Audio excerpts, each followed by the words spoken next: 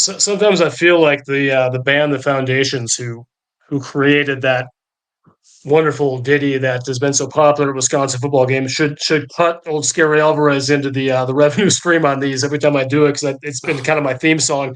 Not that they're not flying high right now as a band. I'm sure they're just killing it. But anyway, we'll look into that. Hey, welcome to Scary Alvarez podcast, which has lasted almost as long as the Packer fan base took to go from hating Jordan Love to thinking he's a Hall of Famer. Your host, Scary Alvarez, Wine Island enjoyer, Sherry Wine Destroyer, Jake's grandpa, and Cindy's plus one when she'll have me. And today we're very excited to be talking to former Badger and current Utah Jazzer Micah Potter. Welcome aboard, Micah. Must be pretty exciting for you to fulfill a lifetime dream of being on this podcast. Definitely. Thanks for having me on. It should be a good time. Yeah. Hey, it's my pleasure. And remember, speak loudly. Pretend I'm some rando Wisconsin fan yelling at his computer screen after a former Badger gets paid more money to transfer than that person has made in the last 25 years. Oh yeah. No, the whole NIL thing is just so crazy. I mean, my wife works in it, so the landscape is so crazy that I can understand some frustrations for sure. Yeah, I've done my research on that, and your situation obviously as a former transfer. We'll get into that, and your wife's as well. And it's apropos of what's going on now. It's a topic that's affecting Wisconsin basketball, and we'll explore that. But let's start by having you introduce yourself and tell my audience a few things they should know about you. Obviously, we're going to cover a ton of stuff with your career and things like that, but just kind of a hello, and we'll get going from there. Yeah. So, as you said, my name's Micah Potter. I played with the Badgers a couple years ago. My last year was the 2020-2021 season. I obviously transferred from Ohio State to Wisconsin in it was the January of 2019, or excuse me, 2018. Yeah, January of 2018, I believe, or December of 2018, excuse me. And then, yeah, so I finished up my career with Wisconsin, and then I've been in the pros for 3 years, and I currently play I'm technically a free agent after this summer. I'm still in Utah, but the last 2 years I've been playing in Utah with the Jazz as a two-way. Gotcha. And you got some. And again, we'll get more into this in detail, but I couldn't help but notice you got some meaningful run, towards the second half and the end of the NBA season this year for the Jazz. And what was that? What was that like to? I mean, I know you'd gotten a cup of coffee here and there, but to every night, be ready to answer that bell playing for the Jazz. No, I mean, it was a lot of fun. Obviously, it's what you prepare for, right? I mean, it's the position that I'm in. As a two-way, you never know when your name's gonna get called. I mean, it could be you could fly in the day of a game, from a G League game that same day, and then fly in for the Jazz, and then have to play that game. You just never really know. So to be able to be a part of the rotation, the last stint of the year when we had some injuries and that were unfortunate, but it was a lot of fun. I was thankful for the opportunity, and I think I was able to take advantage of it with how I played. So hopefully, going into this summer, being a free agent, whether I sign again with the Jazz or whether I go somewhere else, it should give me a good bit of film to prove myself to other teams. Yeah, and I watched some of your games, and I think you acquitted yourself very well. I mean, it seemed like there's some players who you can kind of tell by watching them a couple of times that they belong. You look like you belong, and I think that. Obviously, you got to have the confidence if you're that player to believe that's where you should be. But wouldn't surprise me a bit to see you up at the NBA level next year, making a regular case of it. That would be really exciting. I mean, obviously, I'm not going to ask you to where you want to play. You could be back in Salt Lake City again, and that'd be fine, I'm sure. Let me ask you this, though. I will ask you this. I don't think it's going to impact your NBA future in any way. Did you grow up a Cavs fan? I did. Yeah, growing up in Cleveland. Yeah, diehard anything Cleveland sports fan. I'm still a Guardians fan, and I'm still a Browns fan, diehard for both. Okay. But yeah, obviously with my job that I currently have, it's a little bit different as far as cheering for the Cavs. I'm cheering for whatever team I'm a part of. But Cleveland is still home for me. So That's tricky, and I mean you're a young enough guy. We're not too far removed from your youth as a basketball fan. I'm not suggesting like if you're playing the Cavs and Donovan Mitchell hits a 24 foot 3-pointer, you're fist pumping on the sidelines of the Jazz. I'm not. I know you're not doing that, but it's got to be a little surreal, And I don't recall if you got a chance to play against the Cavs this year, but just hypothetically, playing against a team you grew up loving. I know it happens to a lot of athletes, but what would that be like to line up, across from some of these guys? You got, Jared Allen going up for a rebound against you. Would that be just weird? It's definitely a surreal. I think the word you used is really good for that. It's a surreal situation. As far as the people that I grew up watching, none of them are there anymore, so it's a little bit different. Like I grew up watching LeBron and Kyrie and Kevin Love and all that kind of stuff. So going up against those guys, it's very cool because you grow up essentially not idolized. For me, it's not. I wouldn't call it idolizing, but just like really like looking at them as like some of the greatest players in the world. In my opinion, LeBron's the greatest player ever. So being able to play against those certain players and obviously going home to play in Cleveland is very surreal, having your family and friends in the stands and getting to play in an arena you could, grew up going to watch games. It's definitely very cool. And they do a good job too. Is like last time I was there, they, had a welcome home Micah sign up right outside the locker room, which is pretty cool. So all of it kind of has come full circle, being able to have, like I said, my family and friends in the stands and then play against a team you grew up watching and cheering for. It's definitely very cool. That's very exciting, and I'm happy you got to experience that. Hopefully, you can do it a number of other times. It can be just another NBA stop, but always special for you. Um, how old were you when the decision was made by LeBron James in 2010? Were you cognizant? I mean, you were a fan at the time, or are you too young? Oh, absolutely. I was a fan. I was a very mad fan when it happened. It was How kind of much did funny. you cry? I didn't cry. I definitely yelled at the TV. My family and I were actually on vacation in Florida when it happened, and we had just gotten to our hotel, and they had ESPN on the TV in the lobby when they had when the whole thing went down, and all of us, me, my mom and my sister weren't too interested. They didn't really care as much, but my dad and my two brothers and I, we were in the lobby of our hotel in Florida watching, and we just went off. I mean, we had an idea that it's a possibility, obviously, that he could leave, but just you know, we were upset for sure. But I guess in the NBA, it's a business, and guys can make whatever decisions they want to do what they want when they want. And LeBron made his decision. Obviously, there's a lot of discrepancy of whether it was the right thing to or the right way to do it, but you can't. He went to Miami and had great success there for the 4 years that he was there, and then obviously went back to Cleveland and won a championship. So I don't think you can really hate on the guy for making the decision to go to Miami. Because it's a business decision at the end of the day, and the NBA is a business. No, I get it. I get it. And I'm sure, as a 9-year-old, you were processing a lot of those thoughts yourself. I will say, and we don't have to dwell on this too much, but probably in hindsight, and I think no one is going to argue that James is a good dude who's had an incredible, top two NBA player of all time, depending on how old you are. If you're my age, you say it's Jordan. If you're your age, you might say it's LeBron. But maybe in his heart of hearts, he which thinks maybe I could have gone better. But I think he had a lot of people advising him at the time, and who knows what was in his ear. But the fact that he came back to Cleveland and won a title for that city just a few years later, I mean, I think that erased obviously any thoughts of people dwelling on that as being a negative. I think that ended up being okay. Yeah, So for sure. And I think, I mean, just coming back down from 3-1 against the greatest regular season team in NBA history, I feel like that single handedly is the greatest feat in NBA history.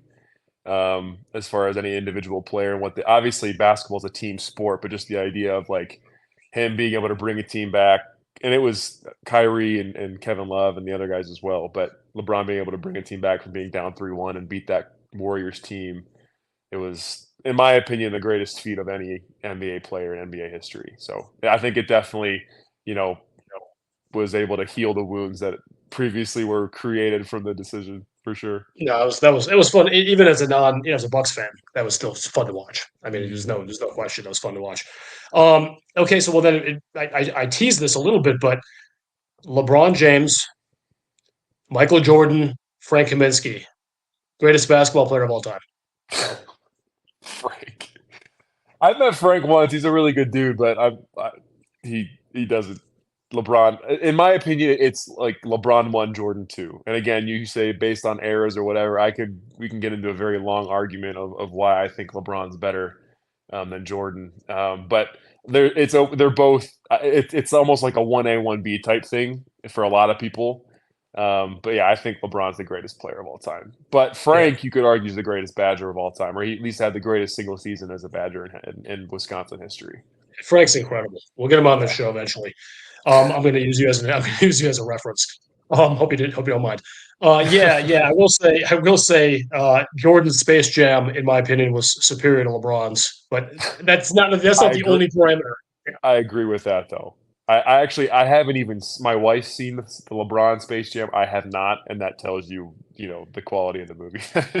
It's So, just a little unrealistic. Like some things happen in Space Jam 2 that just it strains credulity a little bit as far as some of the comebacks and things like that.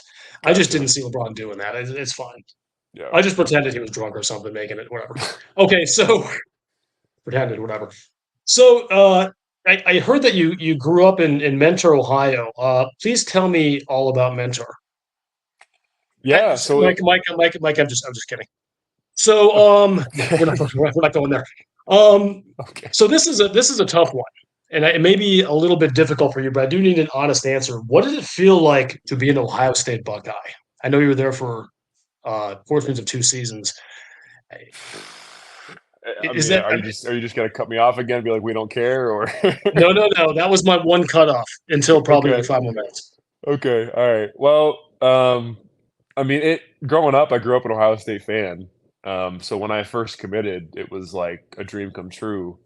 But when I got there, it really, I don't know, it just I loved the school. It's a great university. I had a lot of really good friends there. But as far as basketball, it didn't compare to Wisconsin, in my opinion. Obviously, the coach that recruited me got fired after my freshman year, and then the new coach came in, and it didn't work. I tried to make it work as long as possible because I like to be a loyal person. I think of myself as a loyal person, and um, I was almost too loyal to a fault, which I'm sure you understand. It's like me having to sit out the extra semester because I stayed in Yeah, school at Ohio State. But um, it's a great university. They have good academics there. I was disappointed I couldn't get my degree from there, but it is what it is. I made a business decision. I made a basketball decision, and I made that was the decision to transfer. And it wasn't easy at first, obviously, because making a big life decision like that, change is always difficult. But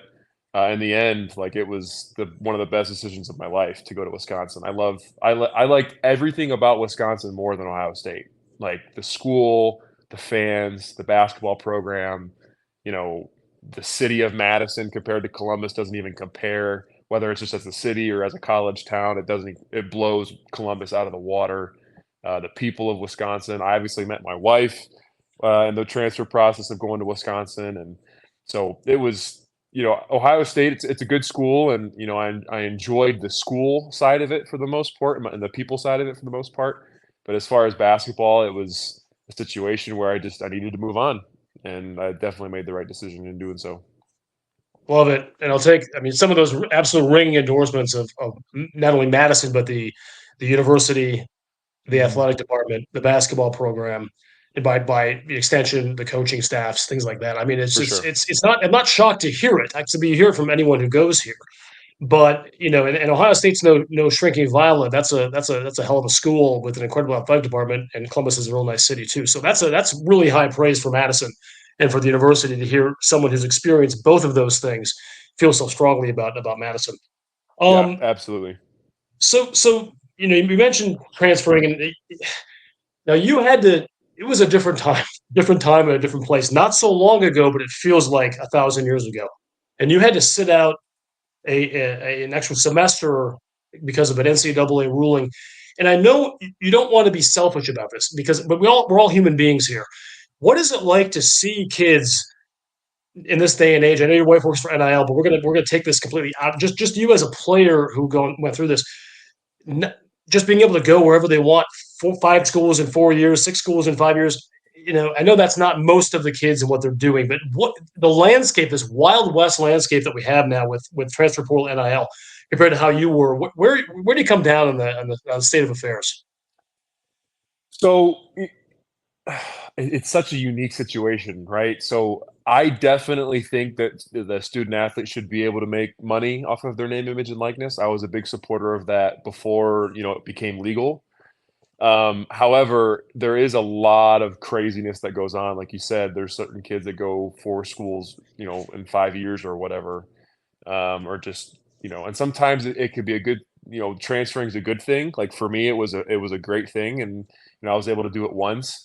And sometimes, especially now, like with some of the financial situations that are happening, like I'm sure obviously with the Chucky situation, like, it's a tough thing where it's like a dude gets offered so much money, and it's like I couldn't say. I mean, that's in some situations it's life changing money, Yeah, right? Like and what are you going to tell the guy, right? Like, no, you need to stay and make.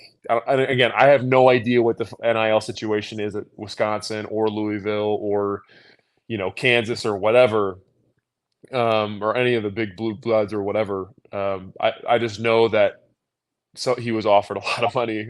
Talking about Chucky specifically, but I don't know how you can tell a kid no or tell a guy no. Like if I was his teammate and he was in a situation, and I don't think I've ever met him in person. Maybe once when he was like on a visit while I was still there.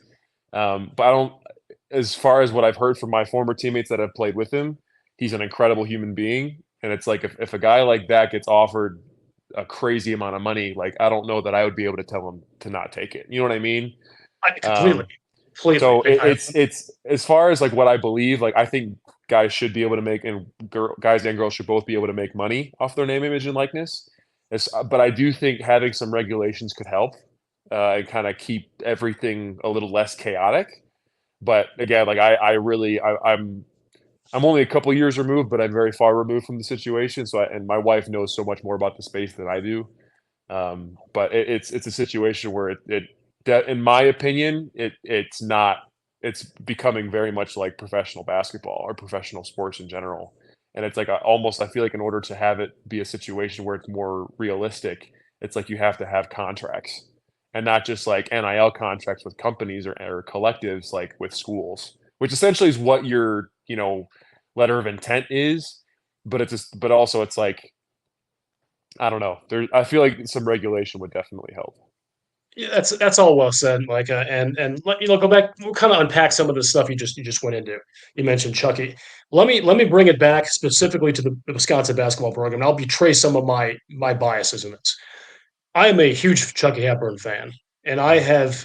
Well, it was very difficult as a fan to think of a Wisconsin basketball program without Chucky there as the senior point guard leader, because he has embodied everything that's good about this basketball team, this basketball program since the day he arrived on campus. Um, Great basketball family, just by all accounts loves Madison. Teammates love him, he loves them. To see him into the portal was initially a horrible shock, and it wasn't. Wisconsin fans. I don't want to say I'm like every fan. I responded. I felt sad about it, but the points you raise, the more I've thought about the situation and the way that this has played out. Well, I would love to have Chucky on the Wisconsin Badgers. I'm trying to imagine someone who's a senior, a 21-year-old kid getting offered, and we're not going to get into specifics, but clearly it's more than Wisconsin was offering, and probably significantly more. I have absolutely no way I can fault Chucky for making the decision that he did at this point in his life. I don't know what his basketball future looks like, whether there are prospects there for pro stuff. That's immaterial to me. But he was offered, by all accounts, a ton of money. This was an excruciatingly difficult decision that I know, knowing what I know about him, this is not something he made lightly. How can you Yeah, not root for the? How can you not root for the guy? I mean, it's hate the game, not the player. I mean, and Greg Gard, Michael, I'm not sure you much been watching this, and I'll give you a second. I'll step aside to let you comment on this. Greg Gard has has been like, how am I going to look Chucky in the eye and tell him he can't do that? It's almost like he supported it.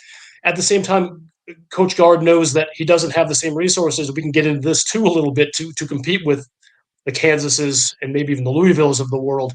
And that's a whole other issue. But that's where I am on it. I wish Chucky all the best. And if it's, let's just stab a number out of the air. Let's say it's $800,000 $1 million. This kid has $1 million. That isn't whether he does basketball, whether he wants to be a certified public accountant. That is he can take care of his family for the rest of his life. That's more money than an average person makes in 20 years. So Yeah. good for him. That's what I say. Yeah. I mean, I'm in the NBA and it's more money than I made in a year. So, which is crazy just based off of my individual contract. But no, I mean, like, and I saw an interview with Coach Gard. I think it was at some fundraising event or something like that. After the news about Chucky came out, and it's like like you said, like how can you not tell the guy to do it? Like, I mean, if anyone in their right mind in the professional world takes sports out of it, you're just you're working a 9 to 5 whatever, like, and someone offers you again, and I because like I said, I have no idea what the NIL situation is at Wisconsin as far as how much guys get paid and whatnot. And I actually think that's private information. But Sure it is. like if a guy is being offered, let's just say double or triple, like, and it's to do the exact same job, why wouldn't you go? Like you, for example, like if you were to be offered to be double or triple to do the exact same thing, just in a different location, why wouldn't you do it? You know what I mean? And Yeah, like no, you I said, get it. if it's like 800 to $1 million, if that's how much money he got offered, good for him. Like I said, like I couldn't if I was his friend and teammate, I couldn't tell him to not do it. Like maybe if there's a situation where it's like, yeah, we have a bunch of guys coming back and we have a chance to win a Big Ten title and yada yada yada. Like maybe I'd be like, I really wish you could come back, but you still couldn't fault him for doing it. You know what I mean? So, like Coach Gard said, he's like, how can I look at a guy in the face and tell him not to do that? Like Coach Gard's a reasonable human being. He's a realist and he doesn't like to sugarcoat things, in the locker room or just as a person. Which I love, something I loved about him. Like you have to earn everything, but like he understands it, right? And it's like, how can you tell a guy no? So I think Coach Gard's doing a great job of handling the situation. It's a very different era and realm of college basketball and just college sports in general. So it's just a matter of adapting to the situation at hand and the environment, and it's kind of like a survival of the fittest type situation. So it's just a matter of figuring out how to survive in this day and age of college sports and also flourish. Yeah, it's tough. If you read between the lines of the things that Coach Gard is saying, and again, I agree, he's a straight shooter, and by all accounts, a very, very good dude. To get inside his head of what is happening, it is pretty clear that he's trying to be as diplomatic and gracious as he can possibly be. He's the coach of the school he loves. It's no doubt his dream job. It has always been his dream job coming up under Bo. But if you read between the lines, you can hear the frustration. I think as he's not whining, because I guarantee you that's not what he'd bristle at being characterized as that. But he's saying things like, "I can understand why Chucky goes to Louisville. I can understand why AJ Storr would go to Kansas." I believe he's being sincere, but it's also underscoring another point: the collective or whatever Wisconsin resources he has. And this is a university that I love. I mean, this is not so. I'm not trying to be the heel here as far as coming at Wisconsin, but I think it's what the point that is coming out pretty clearly is that we are not quite on the same playing level, and that might be an understatement, as some of these other schools, especially basketball only schools or basketball, schools like Kansas and Louisville. They have a good football program, but it's a basketball school. We're not even in the ballpark. It seems like. How do you, if you're Greg Gard, what do you do there? How do you? I mean, how do you? And I know, Mike, I want to let you talk, but let's set the scene even a little more. That whole Wisconsin fan base, or a portion of them, are already angry at Gard for an early exit, and now he's losing his best or many of his best guys, and not immediately bringing in some of these big hitters in the transfer portal. And they're like, "Well, fire Gard. He can't do this."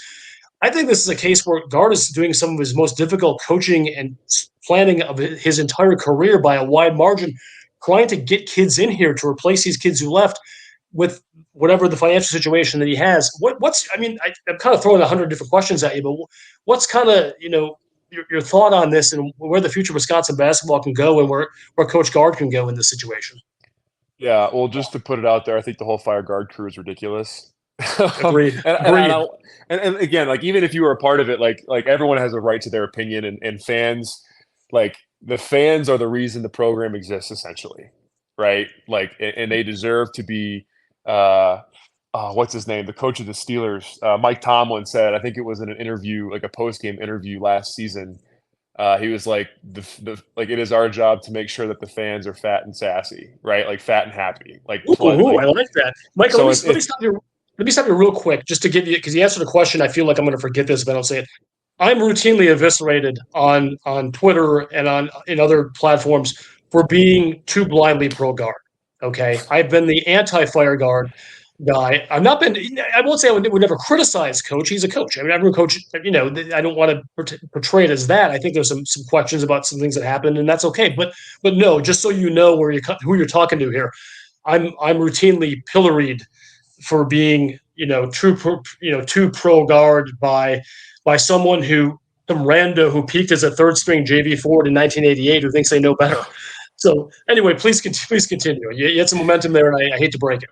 no, you're good. You're good. And I just because seeing your, I guess it's X now, but your Twitter profile and all that kind of stuff, you can see it. But there's a lot of factors that go into college sports and college basketball in general that a lot of people don't understand. And again, everyone has a right to their opinion, and if they're frustrated, they deserve to be frustrated. Like it's just because that's how fandom is. That's how entertainment is, right? Because essentially, college sports is entertainment, just like the NBA is entertainment, right? So Right. fans have every right to feel how they want to feel, right? And fans have every right to say what they want to say. Now, does that make it the right business decision for the school or the athletic department or the basketball program itself? No, right? Like there's a lot of factors that go into it that are very different. And Coach Gard is one of the best X's and O's guys that I've ever seen or ever been around. I don't think people understand that. And his staff that he's put together has been incredible. I mean, Krabbenhoft, and I've not met Kirk Penny. I think the only assistant that's there as far as coaching staff that's still there from when I was there is Krabbenhoft. But like the staff, he does a great job of putting a great staff around him. He did when I was there. Obviously, the Coach Moore situation happened, and there's other situations too. But he's a great X's and O's guy. He is a straight shooter, which is something that a lot of people I feel like don't appreciate enough as far as like telling you what it is and being honest with you and upfront and not sugarcoating and telling you what you want to hear. I don't think I think there's a lot of people in today's day and age, a lot of athletes that don't want that. But in reality, it's what's best for them, telling them straight, like this can't happen, or you're not good enough at this, or you need to be better at this in order to be able to stay on the floor or whatever. So Coach Gard is the best that could happen to Wisconsin right now. Like that I have no doubt in my mind that he needs to be the coach of Wisconsin. Now, as far as resources, what we talked about earlier, or what your, another one of your questions, I don't know. I have a decent understanding of how the NIL system works as far as like collectives and different things. Cause like we talked about, my wife works in the space and is the director of multiple collectives for different universities and athletic programs. But I don't know anything about resources for Wisconsin. I don't know. I know there's like retainers where it's like guys are guaranteed to make this amount, before any other NIL deals. I don't know who's on retainer, if Wisconsin has retainers or what. But I do know that, when you have as big of an athletic department as Wisconsin does, and as big of like multiple sports that are very good, like you obviously have women's volleyball, football, basketball, women's ice hockey, men's ice hockey, there's so many really, like I know cross country is really good. There's so many really good programs in the university that, the more programs there are that need money for their student athletes to keep the programs elite, the less money there is for everyone. Does that make sense? So, It's not easy. This is everyone's learning on the run, for sure, and that's the tricky thing.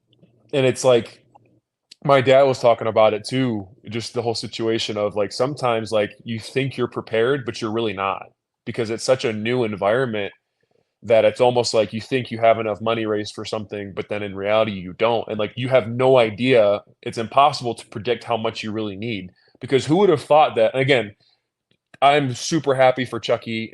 Just because we've talked about him already. He's a great dude. He's a great basketball player. But it's like, I don't know that Greg Gard could have expected to have this happen with a guy like Chucky, where he just gets offered just insane amount of money. And I'm not saying Chucky doesn't deserve it either, but just Yeah. just the idea of like one of your best players getting offered and kind of staples of a program where it's like, Badger through and through, he fits the culture, he fits the program, fits the school, all that kind of stuff. He just gets offered this massive amount of money, and it's almost like kind of like blindsides you, right? But you have no control over it. So it's almost like a situation where like you almost have to like double prepare. And it's like, but how do you know to double prepare if what you've done in the past has worked? So it's such a unique environment. And it's, when you get schools that, like a Kansas or I guess a Louisville who have massive basketball programs and are mainly basketball schools, like you said, where most of the NIL is going into basketball, it makes it tough to compete sometimes. And again, I'm not saying Wisconsin doesn't have access to resources like that. But again, like I really, or I'm not saying that they don't have access or that they do. I really don't know anything about how it all works right now with Wisconsin. Yeah. But it's a tough environment to be in, and it's one where you just have to. It's like a kill or be killed or survival of the fittest. And I know Coach Gard's working his butt off to bring in good talent, whether it's through the transfer portal or through high school players and whatnot. And he's done a good job in the past of recruiting good players. So hopefully we're able to put a great team on the floor next season and for the seasons to come. That's all really well said. And I appreciate the unique perspective you have on it. I feel like I'll never, and I know Coach Gard wouldn't want this. So I'm not going to say I feel sorry for him. That's not the right word for it. But I have some sympathy for the situation. I think you stated it really, really well. It's kind of unfolding around him as it's happening as far as the X's and O's of how this is working. And I do think they've been caught a little bit off guard, and that's not a criticism; it's just a off guard. Yeah, that was a good one. Unintentional, Freudian, I guess the kids say. But I do have some sympathy, but we'll see. I mean, I feel like, but I will say this. Let me 10,000-foot view. I feel like what is clear to me is that the basketball program needs additional resources to be competitive in the NIL era. I think I feel very comfortable saying that. I may be understating it, but that's where we are. But it'd be nice to see Coach Gard fill out this roster with some good players who want to be there at Wisconsin. I know the transfer portal is very difficult. He's been going for some real top talent, and it doesn't help. But hey, there's some spots available. So, and by the way, next year I just spoke with Daniel Freitag. I'm not sure if you're familiar with Daniel's game. He's a real good player out of the Twin Cities. He's going to be a point guard for the Badgers next year. He's signed. He's locked and loaded. And one of his things he said about Coach Gard in the podcast that just uploaded today, you can check it out. I know it's probably on your list today after this. Check that out on YouTube or Spotify. Is that one of the things that Daniel liked about Coach Gard, what sold him on the program, is that Gard didn't put his foot on his neck in the recruiting and didn't promise him a bunch of crap that was going to happen.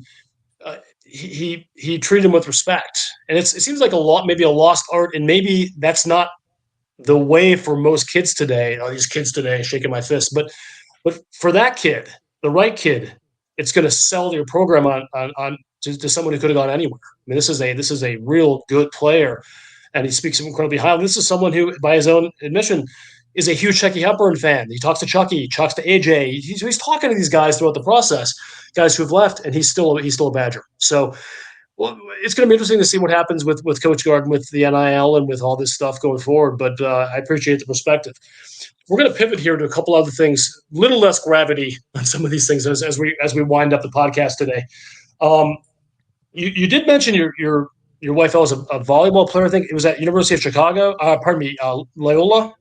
Yes, Loyola Chicago. Yep. Okay. Did you ever get the hookup to meet Sister Jean? No, I never. I was at. We went to a men's volleyball game. I went to go visit her one weekend, and we were at a men's volleyball game on campus, and Sister Jean was there, but I never met her.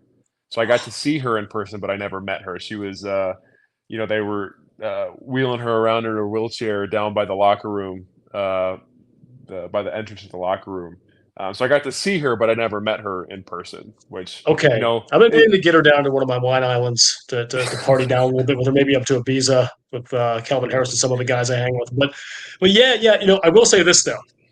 When the cameras are off, she hops out of that wheelchair and starts dropping like 25-foot J's. I'm telling you, she has this I know her eligibility has long since, I think her eligibility expired in about 1942, but she definitely has some skill, and I can see why she's a big basketball fan. And hopefully someday Moser will come back and be the coach again there. I think that was such a unique situation. I'm not criticizing him for going to Oklahoma, but that was such a great feel for that whole program.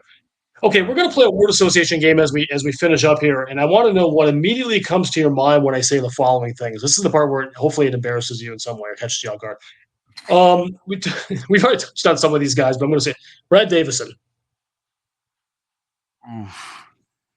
Groomsman, because he was a groomsman in my wedding. That was the first thing that immediately popped into my head. Was groomsman. He was a groomsman at your wedding. Was it weird on the dance floor seeing people kind of come close to him and having him hit the floor when they didn't make contact?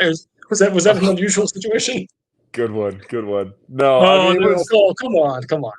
He's one of my favorite. Bro, anyone who knows the podcast knows he's one of my favorites. So. Oh, for sure. Something that's actually funny is one of the assistant coaches for the G League team in the Stars, his name's Torin. He actually played at NC State again in the game that he had the 5 charges, and he's like, "Bro, I hate that guy so much." Just because, but it's like if you actually go back and watch the clip, I think there's maybe one that's like a questionable like block charge call. The other ones 100% charges. Like he was in position, he beat his guy, or he like took the charge. Like the guy lowered his shoulder right into the middle of Brad's chest, and he took the charge. So it's like, but I get why he gets the bad rep of it all. But you can't blame him. Yeah, he's one of my favorites. He's one of my all-time favorites. In fact, I've defended him so many times when people call him a dirty player. I'm like, yes, there were a couple of occasions where his emotions got the best of him, but the reality is you just didn't like the way he played because he played hard against your team. I mean, that's just the way it is.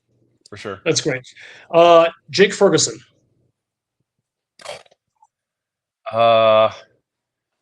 Grandson. Oh my God! You just won, Micah. There's no prizes. There's no NIL for this podcast. But that is a fantastic answer. And I'm sure he'd be proud of having someone say grandson is the first thing about him. He's a great player. He's a great player, and I'm happy for his career. It's just that's seeing the picture on your profile, and it just popped into my head. So it's good stuff. I have to ask this one. PJ Fleck. Row the boat. That's the only thing. And again, that's so bad for a Badger to say, but it's just like that's the first thing that I just remember seeing him on TV. Row the boat.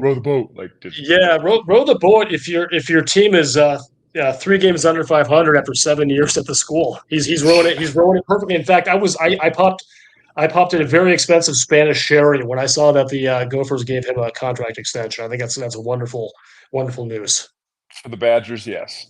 Yes, absolutely. Okay, and then finally, this is the last question I'm going to ask. It's very important, but complete the sentence. If the 2020 NCAA tournament would not have been canceled due to COVID, the Badgers would have blank. Made a Final Four for sure. Like you have no idea. We were on a roll. We were in rhythm. Like we were playing together. We were playing so well. We would have made the Final Four for sure, just based off of how we were playing in the team that we had and the depth that we had, and the guys knew their roles. Like we would have made a Final Four for sure. I love that answer, and I agree. And actually, I was so frustrated by the whole situation. I literally did a tweet thread that went through like every game and like all the timeout stoppages about every game in that tournament would have gone all the way to the Badgers making the championship game, which was canceled because of COVID. I said I had to be thematically appropriate, but yeah, that was that. I'll shoot that to you. I know you want to spend the afternoon reading that. It's pretty fun though. I think your name was probably mentioned in there a couple of times. But Micah, thank you so much for your time today. Really, really appreciate it. Obviously, we missed you in Madison, but we're super excited for your NBA stuff. Sounds like you have a great future ahead of you, whether it's Utah or somewhere else. And hey, don't be a stranger. Yeah, for sure. I appreciate you having me on, and looking forward to see how the Badgers summer works out and how the season works out. Should be fun. Should be very, very interesting.